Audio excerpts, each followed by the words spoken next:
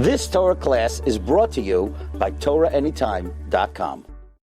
Okay, good morning, Rabbi Sai. We continue in the Navi Hoshea, chapter 9, Perek Tes, Pasuk Yud. Ka'anavim ba'midbar, like grapes in the desert, Matzasi Yisrael, I have found the Jewish people. Kivikura, like a ripe fig. Kivikura b'se'ena, a ripe fig b'reishis in its beginning. Ra'isi, I saw, I viewed, Avoseichem, your forefathers. Hema ba'u val pa'ar, and yet they came to Baal Pa'ar, Vayinazru, and they separated themselves, Laboishes, for shame, and Vayu shikutzim ka'ahavam, and they became loathsome when they loved. So, what does this refer to? Says the Metzudas David, Ka'anovim ba'midbar, just like someone who finds grapes in the midbar, they're very beloved there. So too I found Israel, I found Klal Yisrael. They were very beloved to me when I took them as a nation. And kivikura, like a ripened fig on a tree. The first fig on the tree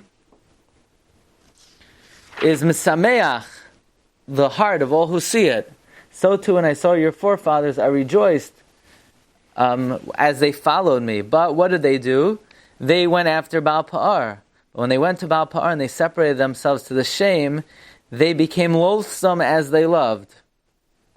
They became loathsome in my eyes in accordance, commensurate with the love that I loved them in the beginning. Meaning, ke'ahavam, just as to the extent that I loved them before, that's how disgusting they are to me now. That's one way of reading it. The word ke'ahavam, they became loathsome to the same level as they loved me. Rashi interprets, Ka'anovim ba'midbar. Ka'anovim shem chavivim ba'midbar. Like grapes which are beloved in the desert. As we explained last time, there's nothing better than a grape in the desert. If you're in a very dry, arid, hot place, the most refreshing thing is not Powerade, Gatorade, or other aids. The best thing to have is a grape. Kibikura b'te'ena, like a cooked fig on the fig tree. Bereshisa, in its beginning, I saw your forefathers, but then they separated themselves to the embarrassment of the Akum, and they became loathsome as they loved the Benois Moav. Ephraim, Ka'oif, like a bird, Yis'oifef kavoidam, will their honor fly away. What does this mean? Mileda, either from birth, or Umi Beten, or from the womb, or Ume Harayan, or from conception. So what does this mean? Ka'oif yis'oifef kavaydam. Says in Metzudas David, the honor will fly from them like a bird that flies away quickly. Meaning, they will not have honor. They will not have the honor which is normally given to children when they're born. Meaning, when a kid is born, the kid gets honor. People buy balloons, people buy flowers, people buy crossword puzzles, people buy chocolates. They won't even have that because they won't be born. And the other honor that they have is at the time of the Knisa Lebris Milah. So, they will be, the honor will fly away from them, Mileda.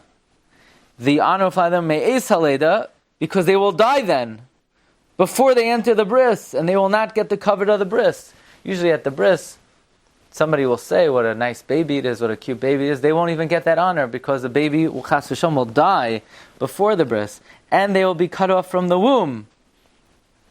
Meaning, umehem yifrach hakavod, when they come out of the womb, they will be born dead. They won't even get the covet of being born. They won't even have, at least when a kid is born, they put him in the little crib and the bassinet, and they write the kid is 7 pounds 4 ounces, and they put little pictures of footprints. The kid won't even get that covet. Ume harayon, the covet will flee from the time of conception. Meaning, they won't even have the honor of being conceived. The woman won't even be able to call the shviger and say, by the way, guess what? Good news, we're expecting. No, all that honor will be cut off. Ki im yigadlu es b'neihem. For if they will rear their children, v'shikaltim me'adam, then I will bereave them from manhood. Ki gam oilohem, because woe is to them,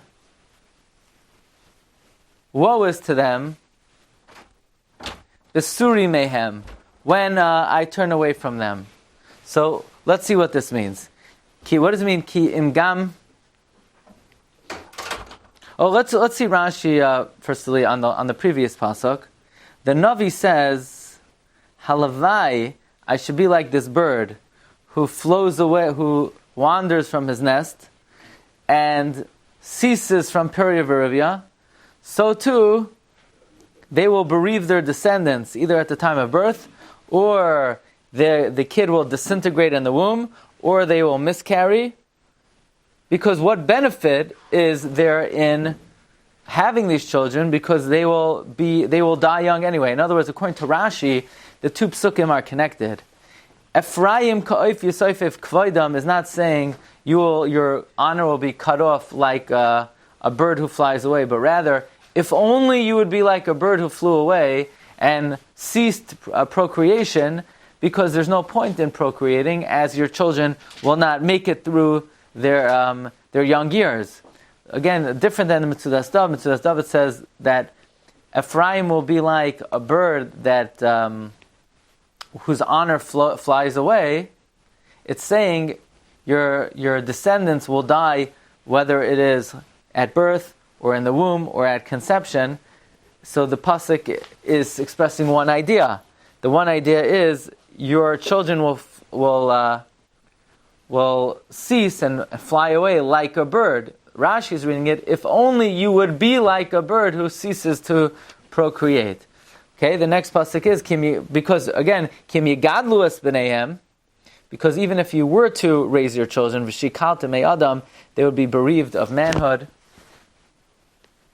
Because woe to them, besuri mehem, because woe to them when I turn away from them. How is this possible if the other two come to fruition?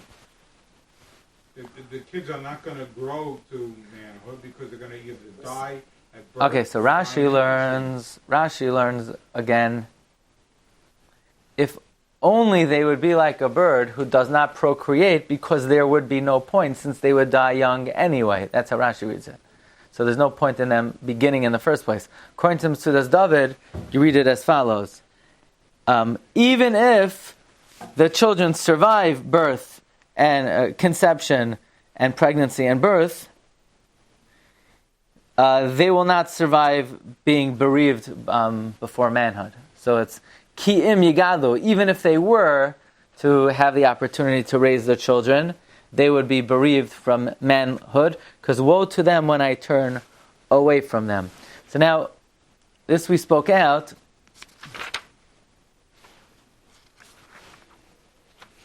Rashi points out over here, kamai besuri mehem.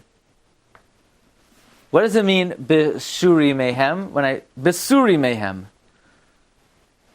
The shin and the samach are interchangeable. V'hu min mesayros. This is kisav and shin. It's written shin, v'kriyan samach, and it's read samach. As we said, that the shin and the samach can be interchangeable.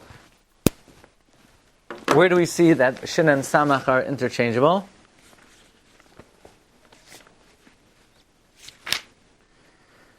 We have smeichim b'tseisam b'sasam b'vayam in Keladan. It's supposed to be a samach, but it's a sin. So we see the two letters are interchangeable. Okay. Ephraim.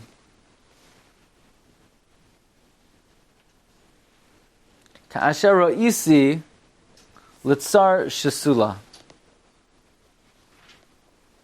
Ephraim is like when I saw a Tyre, Shesula, planted benove in her tranquil places. But the Ephraim lahoitzias el hoireg banav. But Ephraim seeks to take his children out to the Horeg, to the slayer. So again, Ephraim is Ka'asher Ra'isi Litzar, as I see Tyre, Shesula Benave, planted in her tranquility. But Ephraim chooses to take her children out to the slayer. Says Metzudas David, Ephraim, Ate Ephraim, you Ephraim, Hine Hayisa B'mayla Gedoyla. You are on a very high level. K'moisher Isi Tzor, as I saw Tzor, Shehi Shesula, who is planted B'medura, B'mayla Gedoyla. I saw Tzor, Tyre, planted in a great Medura. So too are you. So too are you. But now, look what Ephraim is doing. V'nei Ephraim magamul shalem. Ephraim, what recompense should I pay? Nisasek lo'hitzi banav al horeg lezivchei akam. Look how Ephraim has fallen. She used to be in her glory, in her prosperity, in her dwelling place. And how do they repay me? They take their children to be sacrificed for Melech. Meaning what the Metzudas David means is, what magmo shalem? What do? They take out their children to be slaughtered. Says Rashi, Ephraim kashara isi latzor, as I saw Tzor, b'shalvasa, in her tranquility, ma'atira va'ashira, crowned and rich, al kolam dinos, kenu isi l'Ephraim shesula benaveh. And how does Ephraim pay me back? They take their kids out to Melech. That's how the Targum Yonasan ben Uziel interprets it. Fine. Tain lohem Hashem. Give to them, God. Mati tain, what you give. Tain lohem rechem mashkil. Grant them a womb that bereaves. That's how you should pay them back, God. Give them a bereaving womb. Give them a womb that bereaves from their children. V'shadayim tsoimkim. Give them nipples that are shriveled out. Says Rashi, says Metzudas David, excuse me. Tein lohem matiten. Ratzon mashatiten le achaz. That which you give the Ovdei Avodah Zarah, Tein Lohem, give to them miyad. B'choyz mefarish Tein Lohem rechem mashkor tzaloymar. Lama yimusa abanim ben arusam laharbas avalam. Why have the kids die when they're young to increase their mourning? Tov yosef shetiten lahem. Better that you give them rechem mashkil, a bereaving womb. Shenashei Ephraim yapilu ubaram meis, that the wives of Ephraim will miscarry their ubarim dead. Or the breasts of their women will be shriveled up, that they won't become pregnant at all. And this way, the women remain unable to nurse and to suckle a child. As we know, says David, as soon as a woman begins to conceive, the milk comes in right away. Which is an interesting phenomenon, that the milk doesn't only come in, says David, when the woman gives birth, but as soon as a woman conceives already, some of the process begins. Okay, let's see if we could complete this parak. Somebody sent me an email last week that the Shiur on Hoshea was very gloomy. The room seemed very gloomy. Well, I don't know. I guess this is pretty scary stuff. So I think just want people to know that the people in the room here are in good moods. But what can we do? We're learning, the prophecy of doom and gloom. So that's okay. Kol ra, just want you to know that your moods are being monitored around the world. So do you get the same kind of responses on Friday when it's more effervescent, argumentative, and So the Navi continues. Kol ra'asam ba'Gilgal. All of their evil is in Gilgal. Now, what does that refer to? Kisham senesim. That's where I hated them. Aurayam alaleim, for their bad actions. Mi beisi agar Hashem. From my house, I will chase them out. Lo oisef ahavasam. I will not continue to love them. Kol sareim, all their officers, sareim, are rebellious. What does this refer to? All their evils in Gilgal. It says Mitzudas David. The greatest evil, Shebachal Harais, of all the evils that they perpetrated, is by erecting an Avodah Zarah in Gilgal, b'makam she'amad hamishkan betchila, where the Mishkan stood originally. Gilgal, Shiloh is in Gilgal? No, Gilgal is a different location, but apparently they erected Avodah Zarah in Gilgal. The Radak says something else happened at Gilgal. That's where they're machadesh the melucha, and they despised me by appointing a king, by the Asar Sashvatim appointing a king. So do we know where would Gilgal be today in Eretz Yisrael? I guess in Gilgal. Where is Gilgal? I don't know. You have a map?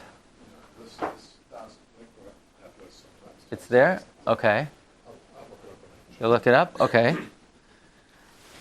Mi beisi agar Hashem, therefore from my home I will chase them out.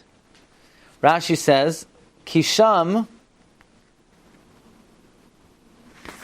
the Mitzvah, my house, which was in Gilgal, which was the original location of the Mishkan, I will not love them anymore. All of their officers are rebellious. Rashi says, "Kol rasam go sham hirbu lavada avodskom bebamais." The Fishayisham hamishkom l'tchila, hayu oimulhem nevi'ei abal. The nevi'ei abal would say, "This is a great place to bring bamais shumakam nivchar v'hu haya l'malchei Yisrael. Lo oisif ahavasam. I will not add to my love of them." Okay.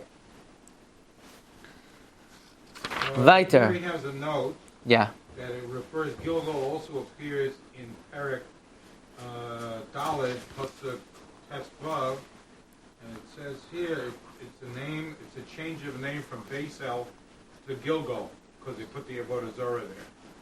And Beisel would be where the Mishkan might have been. Mm-hmm. Okay, good.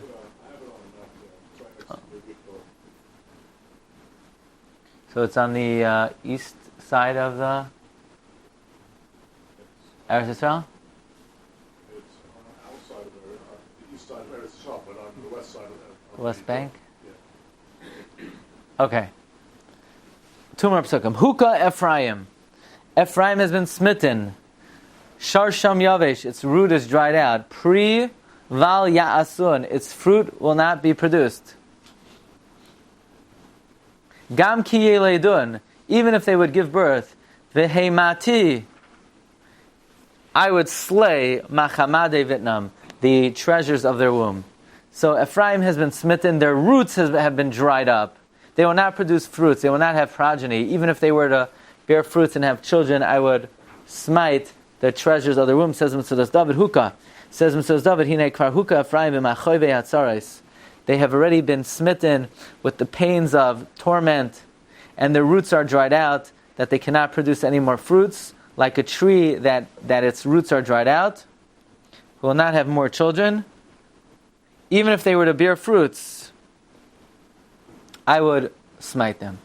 And finally, the Navi concludes, Yimasem Elokai, my God will despise them. Kiloi Shamulai, they did not listen to him. V'yu noididim bagayim, and they will wander among the nations.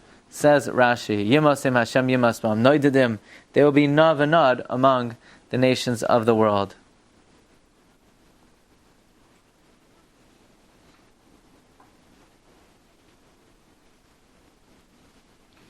What was the historic? This repair. Hoshea was giving this very negative and gloomy prophecy. Well, the Asar Sashvatim were exiled about 100 years before the Churban Bayis Rishon. So Hoshea prophesied, as it opens up with, in the times of Chizkiyahu and Yeravam, Chizkiyahu Melech Yehuda and Yeravam ben Yoash. So this was in the times preceding 100 years before the Churban. predicting that the Aseret Hashanim will be taken away, completely cut off, without a future. Does that have a positive impact to people listening? Probably not. No, it did not seem to have. Did not. Korban. Did not. Let's see a little bit further. How's that? Gefen boikek Yisrael. Israel is a gefen, a vine, boikek. What does boikek mean? It says luxuriant, very nice, high quality, Boikek means heavy with grapes. that has what? Heavy with grapes. In other words, it was very high quality, good producing vine. So boikek means to eliminate, to remove itself of. Gefen, a vine, right? A luscious vine, boikek Yisrael, that has been eliminated of its fruits. What kind of fruits? Pri Yishavalai, fruits fitting for it. What does that mean? Keroiv lepiria, when it had abundant fruits. Hirba la mizbachais, it increased the altars. Meaning, when they had bounty, they just worshipped more. Ketoiv la artzai, when his land was good. Heitivu matzevos, they improved pillars. What does this refer to? It says in David. Gefen, hine Yisrael hu gefen boikek v'reik. Yisrael is like an empty vine branch. Mebli retivos v'lachas, without any moisture. Kainhu mebli Torah v'yer shamayim. They have no Torah, they have no fear of God. They're like an empty vine branch. Empty meaning it doesn't have any Torah, it doesn't have fear of God. Pri v'chi meharoi shamakim baruch hu yasam loy pri. Ratzaloi mar v'chi roihu lahashba.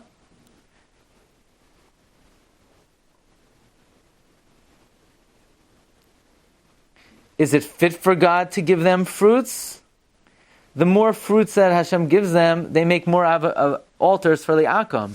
The more good Hashem gives their land, they make more mizbechos to the Avodah Zarah. So, is it pre-Yishavelai? Question. That's how David reads it. Question. Should God give them more fruits? Rashi says, Gefen boikek Yisrael pre-Yishavelai. Yisrael dam legefen. Yisrael is like a vine that drops its fruit. So too they forsake me. I'm the good fruit. I'm the worthy fruit. Meaning, the way Rashi learns, Gefen boikek Yisrael. Yisrael empties its fruits, and pri Yishavelai, the fruit being me. A fruit that would be good for it.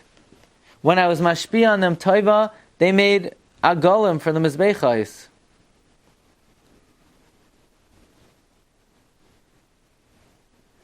Another Pshat Rashi says, Gefen bozos Yisrael, prima asav. The fruits of his actions, garam lai, cause pri yishavalai. That's how the Targum explains it. What does that mean?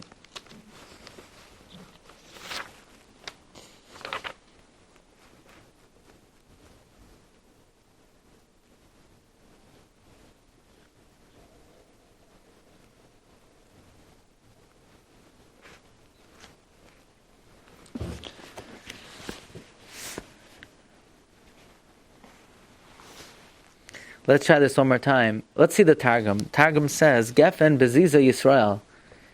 A plundered grape is Yisrael. To have a gefen netziv b'mebde oiraisa.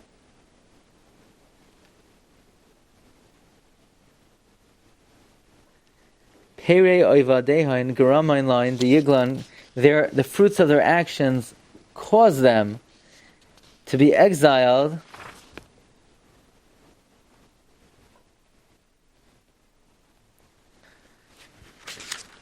through their evil actions. In other words, according to the Targum is interpreting the pasuk, Pri Yishavalai, the fruits of their actions have caused them to be exiled and to be taken away from their homeland. So that's Pere Oivadeha in the Targum says, Garama in Lahain, the Yuglon, have caused them to be exiled. Chalak Libam. Ata Yeshamu. This is a very important pasuk. Their hearts are divided. Ata yeshamu. Now they are guilty. Hu ya'aroif mizbechaisam. He will destroy their altars. Yeshoyded matzevaisam, plundering their pillars. Okay, this pasuk I want to go back to Mitzvah Hashem. Next time I'll tell you something. You've just experienced another Torah class brought to you by TorahAnytime.com.